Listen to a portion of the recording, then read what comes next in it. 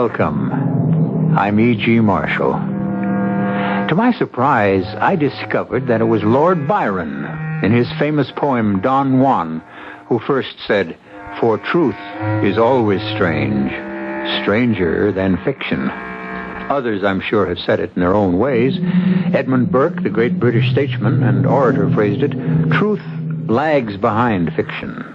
And Bob Ripley, the cartoonist, made a life work and a fortune out of this simple statement. The following story is fiction, but it is founded on a strange truth.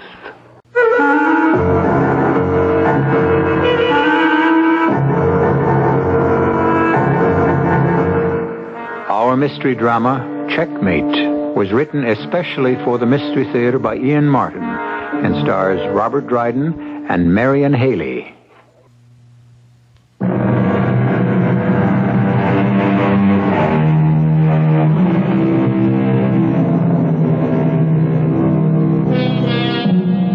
Detective Sergeant Digger Bowles of the 4th Precinct is looking forward to his approaching retirement from the force. In his nearly 30 years in the police department, over 20 of them as a plainclothes detective, he's been happy and proud in his work. But he's a man of habit, and change irritates him more and more. Most of all, this new breed of officers. He doesn't particularly appreciate it when they come in a form that is anathema to him in the hallowed precincts of the station house. 4th Precinct, Detective Trout. Help! I'm being murdered. Well, hold it a minute. Who are you? Saul Fender. Address and phone number? 18745. Wait, was that a 5 or a 9? 5. I didn't get that last. Please, I'm on Avenue B. I can't. Mr. Fender. Mr. Fender, are you all right? Hello? What you got there, Detective? The big one, Sergeant Bowles. Homicide. Who says? The guy on the phone. What guy? Who? Saul Fender. He just got murdered. Who got murdered? Saul Fender, the man on the phone. The victim called up to say he was being murdered. No, that he just had been. I got the address. We'd better go over there right away. Now, wait a minute. You mean he's still on the phone? He was. He isn't anymore. Here, listen. Hello? Hello? Mr. Fender? Mr. Fender? You see, he was talking, and then I heard him fall, but he said he'd been murdered. I don't know, Trout. My feet are killing me. I just hope this isn't somebody's idea of a joke. All right, come on. Let's go see.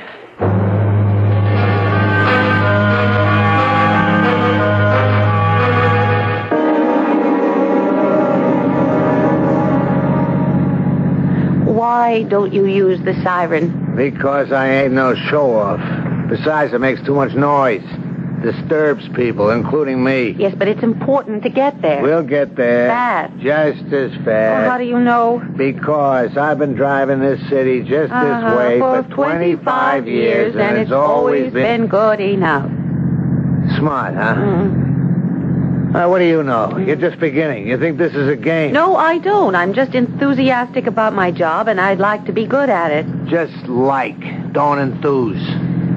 You don't like me, do you, Digger? Did I say that? Well, you don't have to. You think I'm just a wet behind the ears young tongue. Don't tell me what I think, Detective Trout. Well, then you tell me. I think... I know you're a dame. That's all. And dames don't have any place in your thinking. Not on the force. Well, not in homicide, anyway. Why? Women get killed, too. Yeah, that's right. So maybe it's just lucky we're at the scene of the crime that's already been committed. All right, come on. Let's go play cop.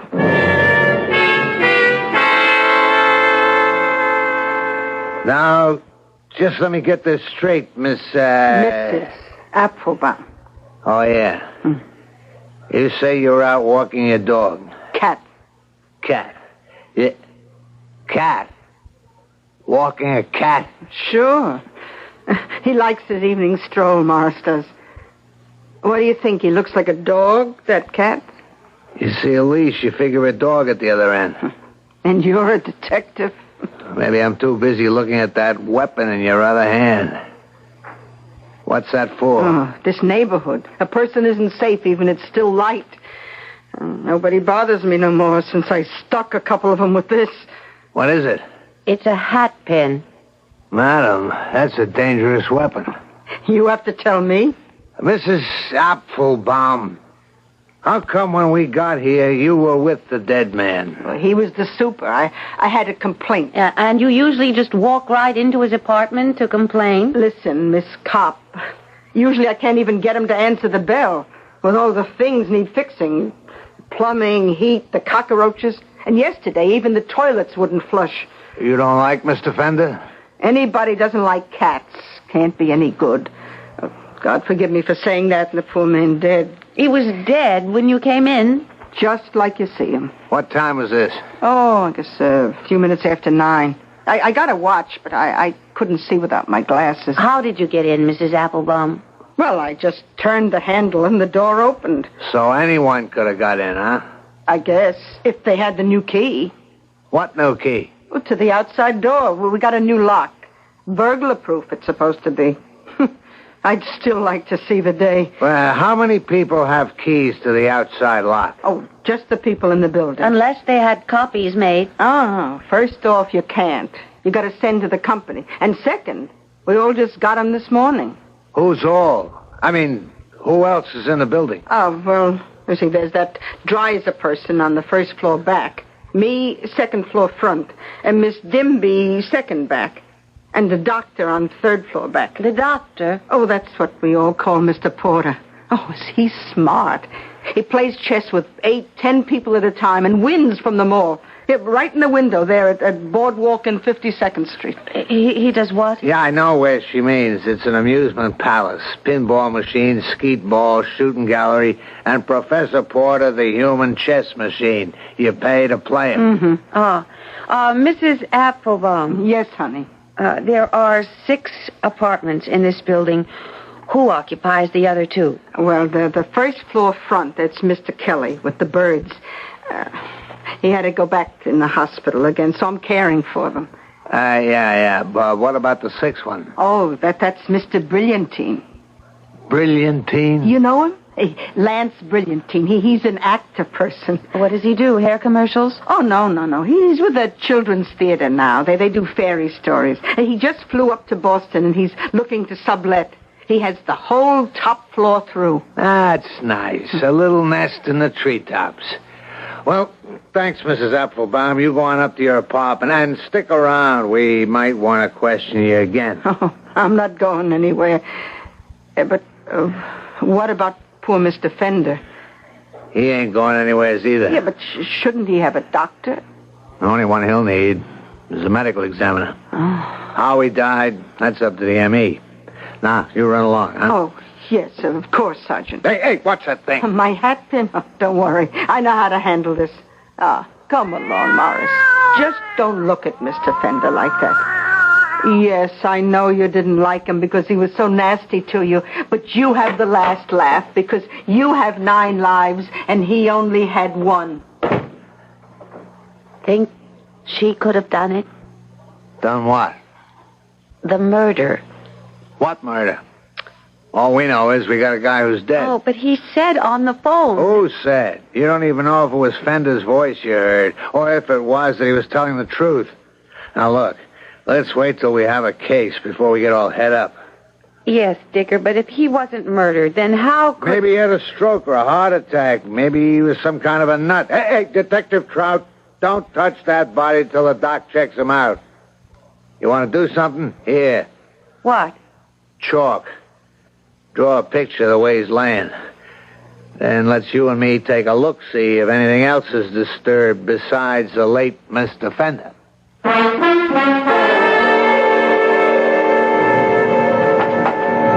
Okay, Detective Trout, start her up. Where are we going? Back to the precinct. What about the homicide? Well, a guy died, that's all. Of what? Doc says a brain hemorrhage. But what caused it? He doesn't know. At least till an autopsy. Probably natural causes. I don't believe it. The man said on the telephone Look, do me a favor, will you? Leave it lay. We got nothing to go on. No evidence of forcible entry, no evidence of robbery. Look at all the dough he had in the desk drawer. We could have checked out the other people in the house. I did that. Nobody home. Or at least not answering their bell. All right, come on. Now, let's move it. You could tell by his face. What? His face. Mr. Fender's face. His eyes wide open like they were accusing whoever it was. I wonder how he was killed. Maybe somebody said boo to him too loud and frightened him to death. It isn't funny. No. Now, what is funny is a rookie detective who can't forget she's a woman and has to get big romantic notions her first case is murder one instead of some poor old geezer scared to death of dying but having to do it anyway. Now, come on. Let's not go looking for trouble, detective. You're going to find out plenty of it gets handed to us for free. I'm sorry, Sergeant. Don't mind me, kid. Doesn't matter how many times you look at one. I still don't like to see no one dead. Did the doctor say anything about the mark on his eyelid? What? What mark on what? His eyes were open. How could you see a mark on the lid? It was creepy. The way he was staring, and I tried to close his eyes. I just started to pull down the right eyelid. Then you wouldn't let me touch him, and there was a little mark there.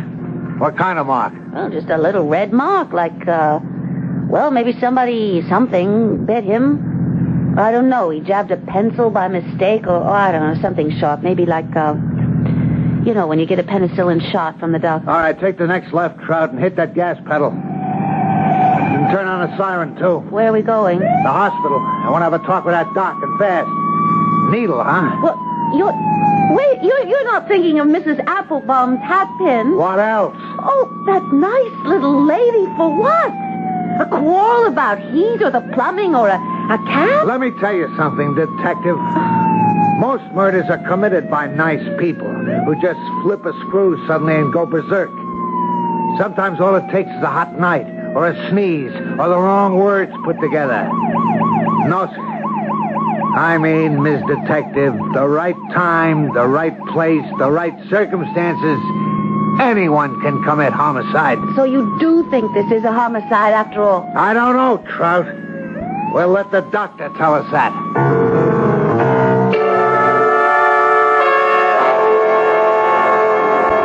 The unmarked car hurtles through the city streets, traffic clearing for its wailing siren.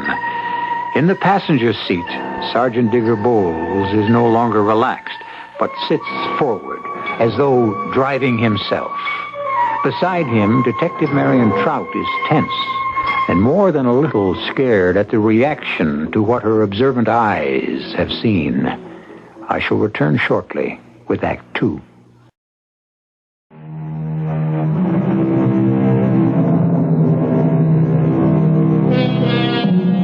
For many of us, death, the inevitable last rite, is a feast or sorrowing already arranged. But for countless others, it is the accident which was never expected, and there is nothing tidy about closing the house of life. Saul Fender, who was he? What was he? Who is left to mourn him? And most of all, how did he come to die? While Sergeant Digger Bowles and Detective Marion Trout wait at the hospital for the ME's report, some of this is resolved. Where have you been, Sergeant? The autopsy room, waiting for results. Nothing yet. What'd you dig up? Sketchy, just a sort of outline. Draw it for me. Okay, Saul Fender was 67. No relatives. Retired on Social Security. He got the basement apartment in return for servicing the building. His wife died a few years ago, and after that I gather he didn't care too much about anything. He kind of died with her. Did he gamble? No sign of it. Other women? Oh, come on. He was a sad little man all alone. He kept to himself, minded his own business, and like the old story, never did anyone no harm. Maybe.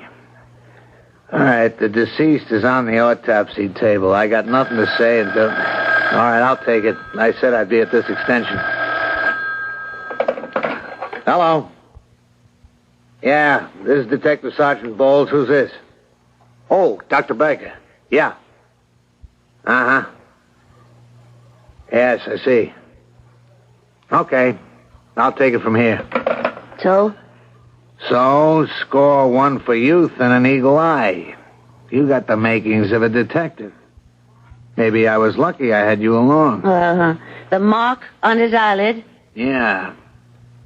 Somebody shoved something really skinny and sharp right through his eye socket and into his brain.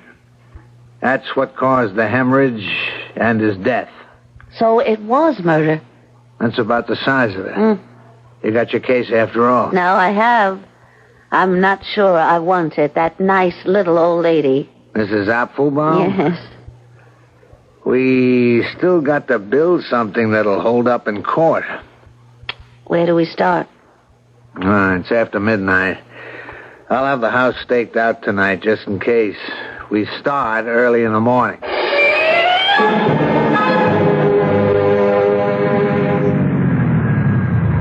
Okay, Trout, here we are. Scene of the crime. Everybody out. Okay. Where do we start, Sergeant? We're going to face Mrs. Apfelbaum first? Nope. We'll check out all the other suspects. The patrol car phoned in. They're all home. But first, we'll have a look at Fender's apartment. What for? That's what we're going to be looking to find out.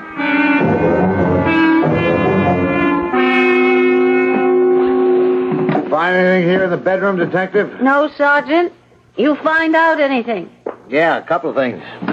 I counted that money. $295. A lot of cash to have hanging around. Well, it makes some people feel secure. I mean, like to have cash on hand. Yeah. 2 bank books, over $1,200 in one, $10,000 in the other. What's in the cigar box? Have a look.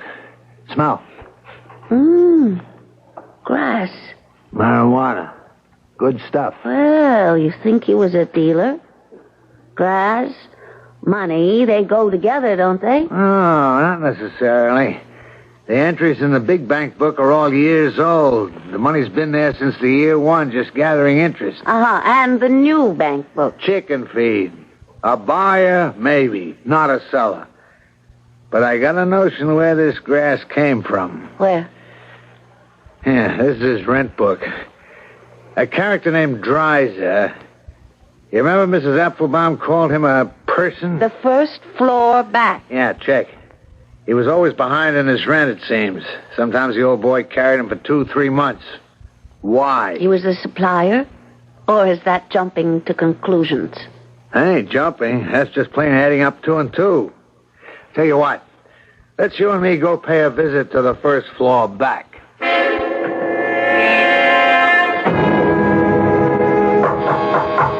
Mr. Dreiser? Mr. Dreiser? Open up. Police.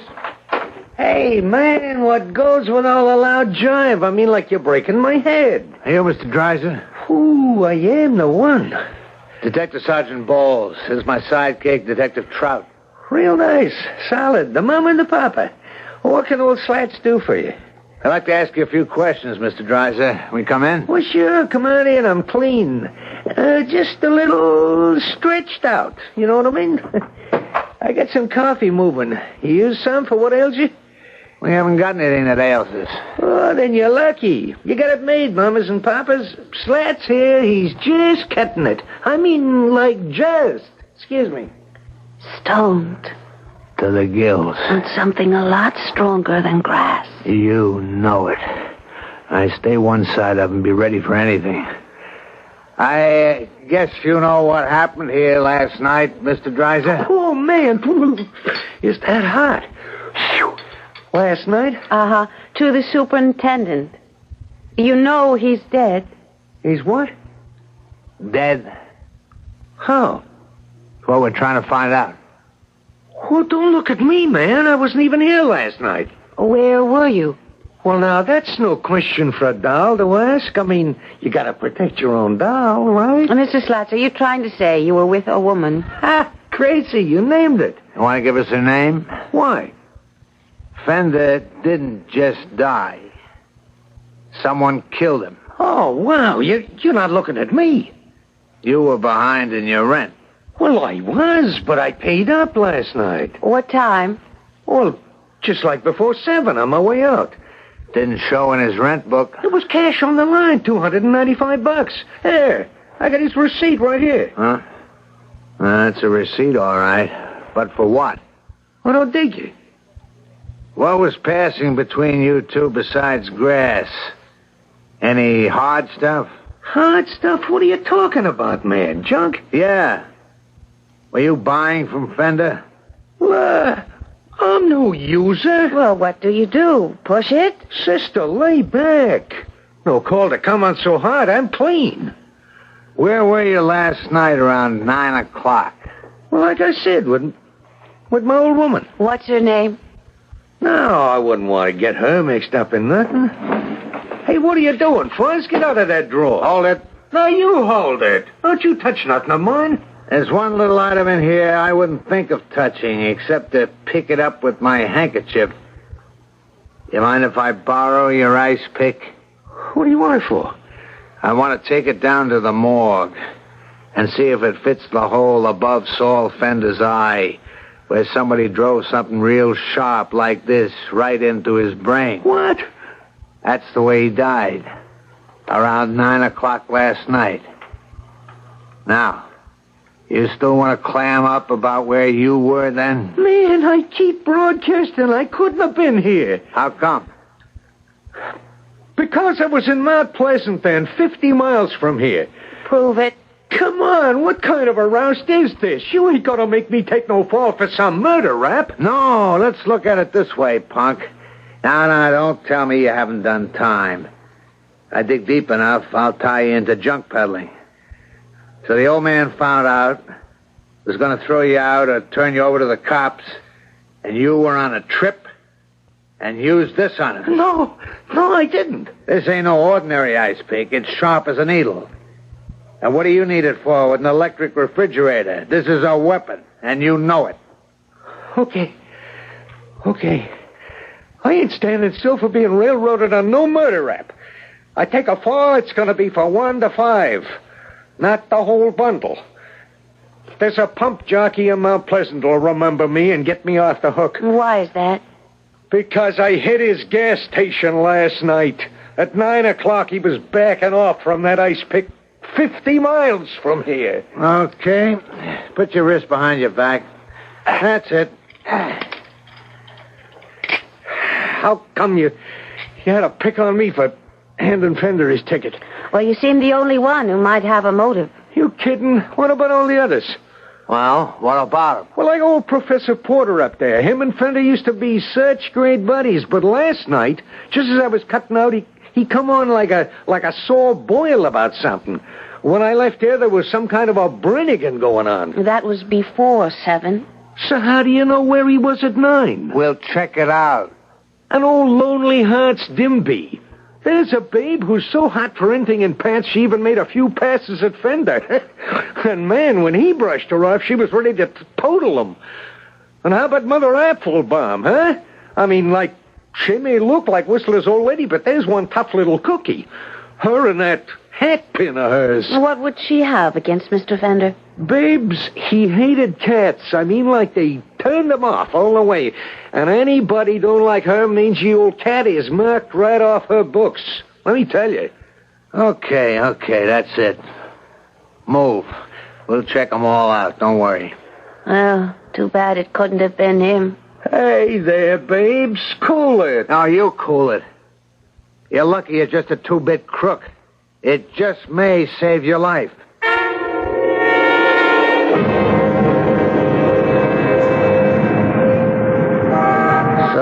The stonehead back to the precinct while you check out Miss Dimby. You think he can handle it? Well, a dried-up, sex-starved, 4-ish would-be sex kitten, I'll be a lot safer than you would. You can have her.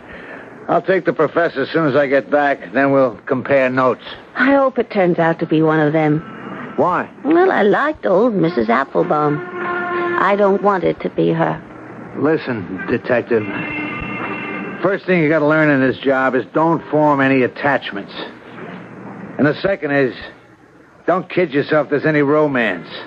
And forget all about the books, the movies, and the TV shows. The way it is in real life, 99 chances out of 100, the perpetrator is the obvious one. Which means Mrs. Applebaum. Which means Mrs. Applebaum.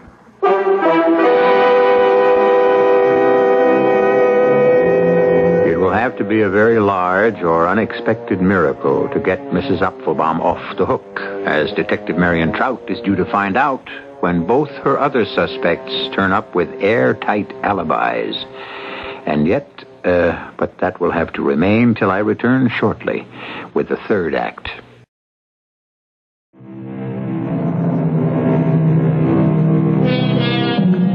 Right at this moment, Marion Trout is almost regretting her transfer to the Detective Bureau. As a uniformed policewoman, she has faced death before, but then it was impersonal, not something she had to become involved in. A murder investigation, she is finding, is different.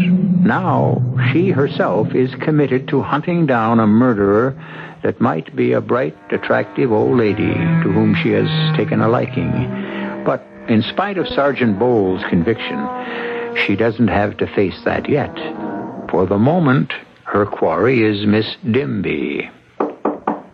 Who is it? Sorry to bother you, Miss Dimby. I'm a police officer. Oh, dear. Oh, dear me, you don't look like a police officer. Well, I should have said detective. My shield and identification. Oh, I don't know what to say. You haven't heard about your superintendent? Oh, you mean about his heart attack? Oh, yes, so sad, so sudden. It was a terrible shock. I felt so guilty about my feeling of relief for the moment before I... Oh, well, perhaps you should come in. Thank you. Yes, such a dreadful, dreadful shock. What did you mean, feeling of relief? Oh, well, I never should have mentioned it. It's just that it's so difficult for a young single girl to be in a house that's practically infested by men. One gets a little tired of, being pestered. Particularly the older men. Although Mr. Fender was very sweet, but he was persistent. One must speak well of the dead. Won't you step into my parlor? Oh, thank you, Miss Dimby. Oh, please, sit down. Oh, you don't mind if I go on with my knitting, do you? No. Not at all. Oh. Well, I have so many beaux, men in my life. So many favors to return, and I am not well-to-do, so I knit them scarves or gloves. Did you know that Mr. Fender was murdered? Murdered? Oh, but how? Well, he was stabbed in the eye. Oh. Something very sharp was driven into his brain. How dreadful. What sort of thing? Well, something like a skewer or an ice pick or a knitting needle. Oh. Miss Dimby, where were you last night between 8:30 and 9:30? Oh, why, I was at a moving picture show. Ah, well, what did you see? Oh, why, it was lovely.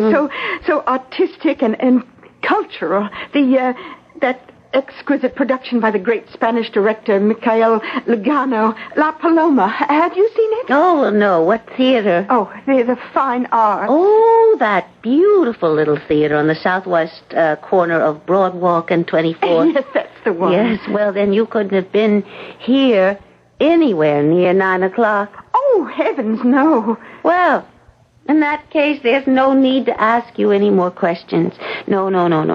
Don't bother. I'll let myself out. Oh, well, you're sure that's quite satisfactory. I'm sure, Miss Dimby. You gave me just what I need. Sergeant. Damn professor slipped out on me. What is it? You don't have to look any further. I've got her. Who? The murderer. The Dimby dame? She gave me an alibi that she was at a movie at the Fine Arts Theater at Boardwalk and 24th last night. I trapped her with the address, and get this. She's a knitting nut. I don't follow. Now listen, there's no Fine Arts Theater at that address. It's just a hole in the ground for a new building and knitting needles. A steel knitting needle.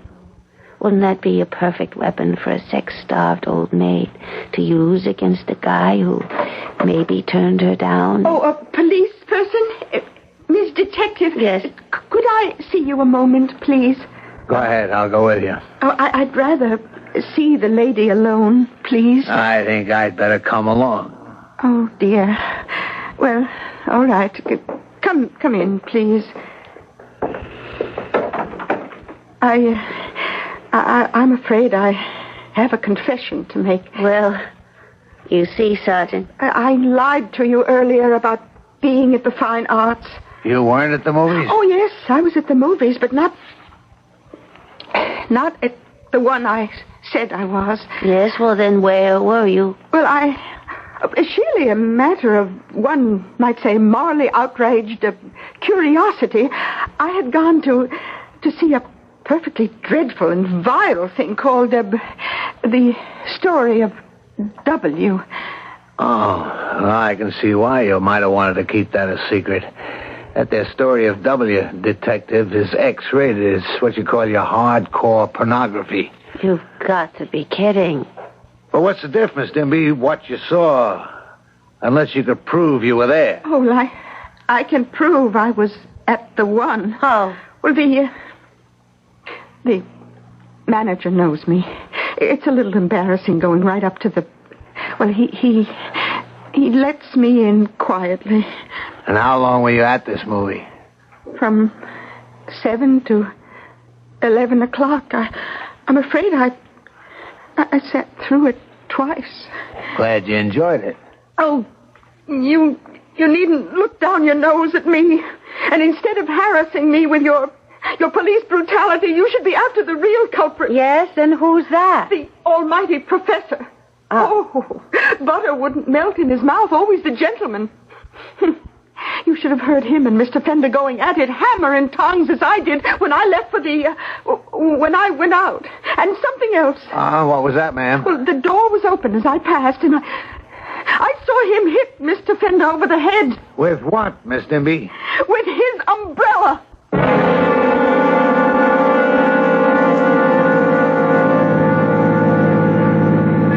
But if you look at this umbrella, you can see he must have hit him pretty hard. Some of the ribs are broken. Well, first of all, we don't know it's his umbrella. She said she saw him throw it out this morning. She says. Anyway, so what? There wasn't a mark on Fender's head. How can you hurt anyone with a light umbrella? And anyways, the time is all wrong. Yeah, well, maybe he came back. Well, here's the amusement center. That's what I intend to find out now.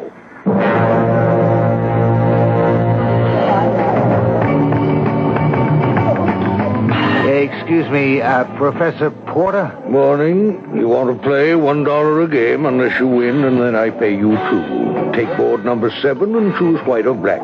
Excuse me, I don't want to play. I want to talk to you. My credentials. Police? We can go over here by the weight machine. It's the quietest place in the house. Very well, Sergeant. You have exactly 1 minute. I gather you were a friend of Saul Fender's. Saul? Yes. We played chess together, and... Why? When was the last time you saw him? About 6:30 last night, when I went home for dinner before I returned here. What time did you return to work? It was sometime before 7. And you got home at 11:30? That's right. How did Between those hours, you were sitting at your usual place in the window playing chess. Except for traveling to and from, yes. What happened to Saul? He was murdered. What? You don't think I had anything to do with it? Not if you were here at 9 o'clock, no. You're out of it if you're telling the truth. And don't worry. I intend to make sure that's just what you're telling.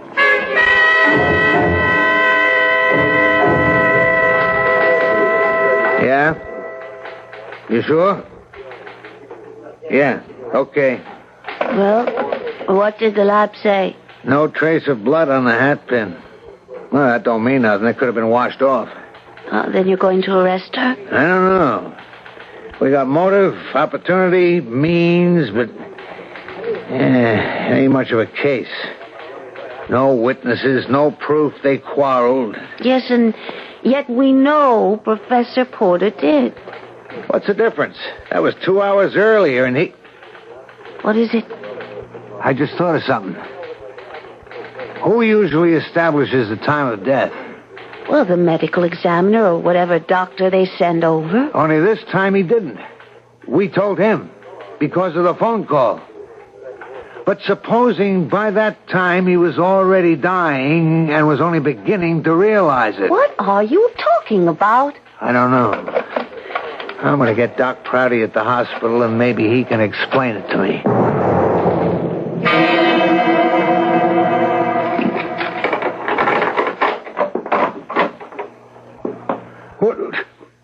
What are you... It's all right, Mr. Porter. Come on in. We've been waiting for you. You're that policeman who came to see me. Who is this woman? This is Detective Trout. What you're doing here? Well, we want to ask you some questions. Yes, Mrs. Applebaum is quite correct. I did quarrel with my poor friend Saul. We had a terrible one. And you did hit him? I'm ashamed to say I did. I hit him over the head. With your umbrella? Yes, but the provocation was very great. I ask you to imagine. My life is not much, but I have my pride. I could have been one of the greats, a Spassky, a Bobby Fischer. But I was never given the chance. Instead, I work in a window, playing with fools who have no hope of beating me, goggled at by idiots from the street, as if I were in a cage at the zoo. When Saul came to the house, he was lonely. He had no companions. I taught him to play chess. I played with him to amuse him. I even showed him the unbeatable reply to the Museo Gambit, a secret only I know. And you know how he repaid me? Yesterday, knowing I was sick and not myself, when I had 10 games going, he came, he, the pupil to the master, and used my own trick to defeat me in the goldfish bowl. He shamed me in front of all the world. I was mad enough to kill him. I'm afraid that's just what you did. What? Is this the umbrella you hit him with? Well, yes, that's my umbrella. I threw it away because some of the ribs got broken. But that... Well, a little hit on the head from a light umbrella couldn't have killed him. Only it did. One of these broken ribs jabbed straight into the hollow of his eye and right into his brain. Oh, no. I never meant... But wait a minute. You said he was alive at 9 o'clock. We quarreled at least 2 hours before that. Sometimes it takes time for a man to die. The doctors tell us that the hemorrhage caused by the wound could easily have taken 2 hours to cause his final death. Good Lord. I suppose you're going to arrest me. The charge will be manslaughter, but we'll have to arrest you. But I don't care about the charge. I'm only sick to my soul that I could have caused another human being's death. I think I shall have a better judge and a punishment to fit the crime. Mr. Porter, are you all right? No, my dear. I'm very far from all right. It's my heart. There are some pills in... Oh, no. Which pocket, sir? It doesn't really matter. It matters this way. The end game is played out. This time it's checkmate. And I'm the loser.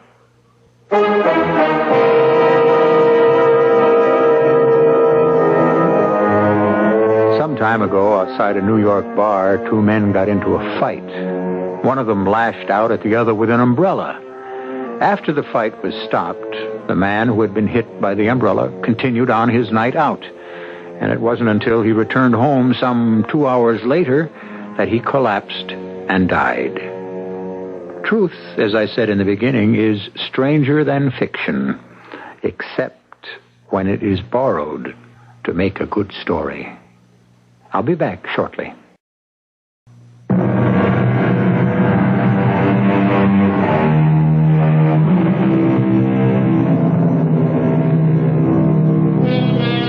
I suppose the motives for the crime of homicide are countless. Some of them are as unspeakable and as savage as the crime itself. But the most macabre and terrible thing about it is that by far the most of them are so small and unreasonable, except to the people involved. How few of them are as neatly solved and resolved in the words of Genesis: a life for a life, an eye for an eye, a tooth for a tooth. Our cast included Marion Haley, Robert Dryden, Court Benson, and Bryna Rayburn. The entire production was under the direction of Hyman Brown. This is E.G. Marshall inviting you to return to our Mystery Theater for another adventure in the macabre. Until next time, pleasant dreams.